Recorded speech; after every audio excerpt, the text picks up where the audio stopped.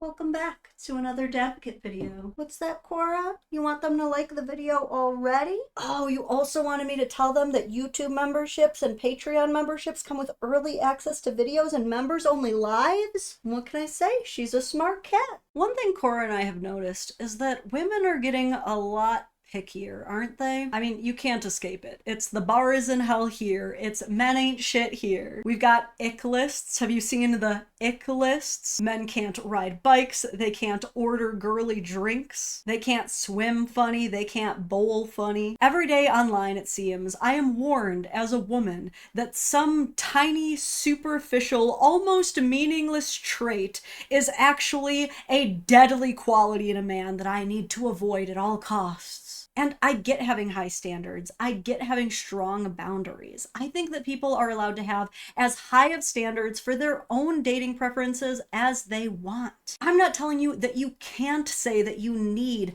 a 6-foot-tall, well-hung millionaire.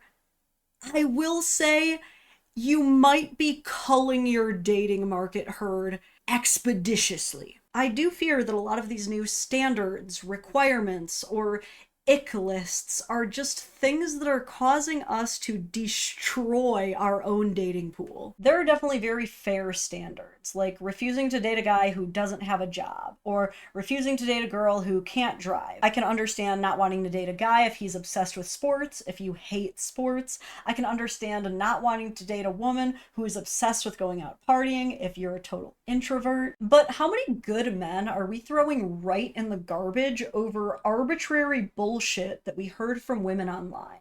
Let me give you just one example of this. The biggest red flag that you should ever have in a man is if he likes anime.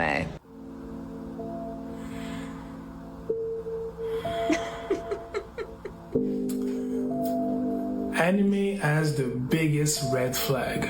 That was my first thought. The biggest? I know that it's not all women thinking as such because a lot of women are anime fans. Yeah, we don't claim her. It's just sad that a girl could find a guy that is perfect, that checks all the green boxes, but wouldn't give him the time of day because he loves anime. Because she considers that as the biggest red flag. Not him being a player, a cheater, a lying piece of shit, or him putting his hands on women in a violent way. Nah. He loves anime, that's a no-go, that's a red flag. The creator who sent that to me is a guy named Greg Michaels. You should definitely go check him out. But really, we had the exact same reaction. Like, the biggest red flag, a guy's biggest red flag, you're saying, is if he likes anime.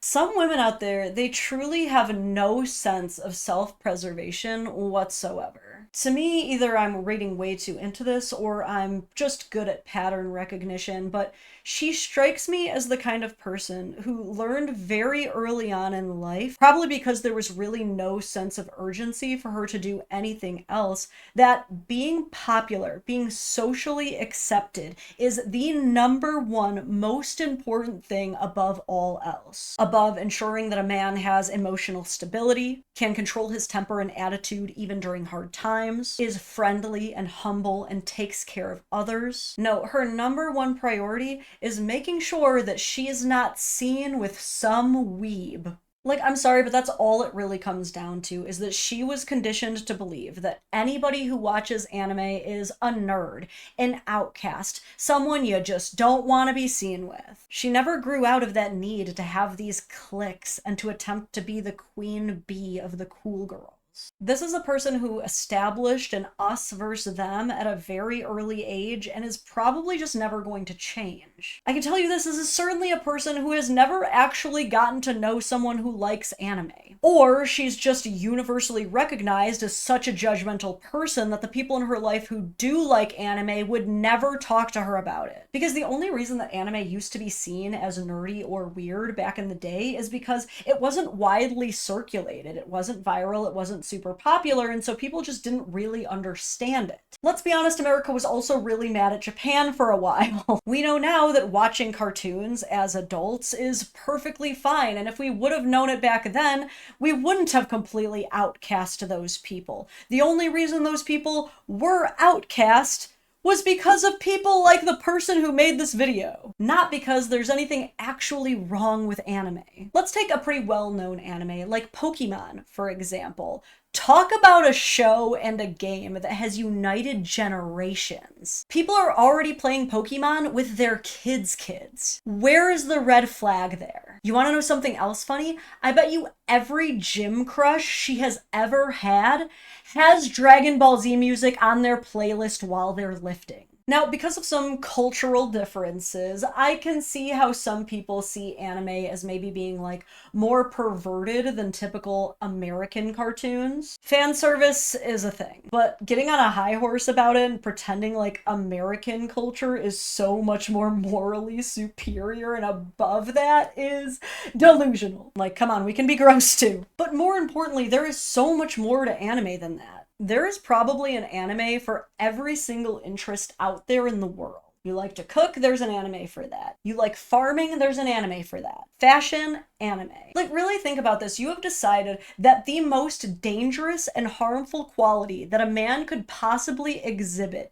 is being interested in a form of animation that can take on so many various shapes, sizes, worlds, and imaginations. Huh? That was the worst thing you could ever think of.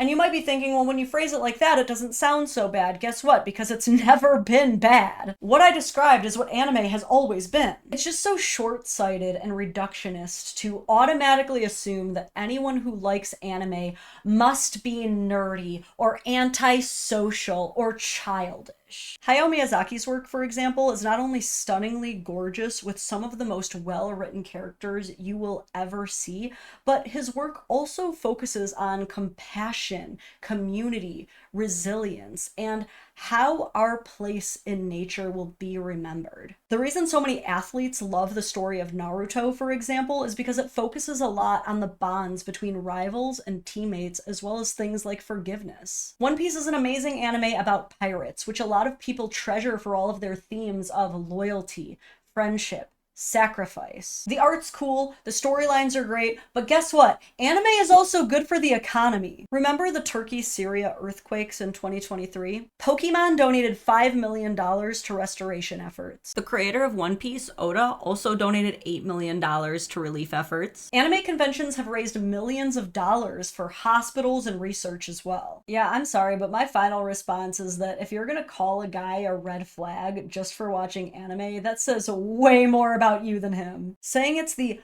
biggest red flag tells me that you care more about clout and image than you do about sincerity, honesty, character. Anime fans are engaging with stories that talk about friendship, perseverance, and creativity. You're obsessing about how your boyfriend's hobbies are gonna look on your Instagram story. Which one of those is the real red flag? And like I always say, you're allowed to have whatever kind of preferences that you want for dating. If she doesn't like anime, she doesn't get it, it's not her thing, and she'd rather date someone with more common interests, that's fine. But calling liking it the biggest red flag is the thing that I just can't get past. You definitely don't have to date anybody who likes anime. It's just that why are you painting them to other people as people who are dangerous? When we have men, like Greg said, actually laying hands on women, emotionally harming them, cheating on them. You'd rather get cheated on than know that your man watched an episode of Fairy Tale? Honey, I'm home. Oh my God!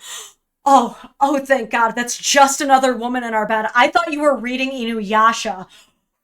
Okay, time to go over our monthly bill. What is this? Oh, thank God, it's just a gambling addiction. I thought he was buying anime again. I'm just gonna check his drawers for something. Oh God.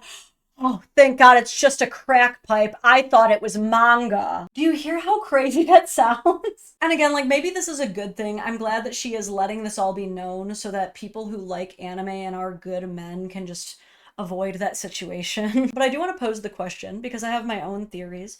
Do you think that there's a chance that her immediate judgment and dismissal of hobbies and interests that don't particularly align with her own are going to bleed negatively into other aspects of her dating life, even if they don't involve people who like anime? Because I myself definitely don't watch as much anime as my husband does, but if I were to hear someone making fun of someone else just for liking anime, I would think a lot less of that person. I just think she's a bully who likes to pick on nerds. And I don't think she realizes how much of the cool guys that she actually likes are secretly nerds. I think this take is going to come back and bite her hard.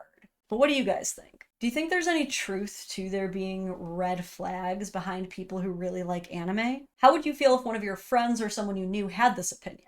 Have you ever had a potential partner say something like this to you? I want to know what you guys think about this one. It made me a little bit mad, but you tell me what you think. If you enjoyed my commentary, please like the video, subscribe to my channel for more, and you can even turn on the notification bell if you want some alerts on when I go live. All right, that's about all I've got for you today. Bye!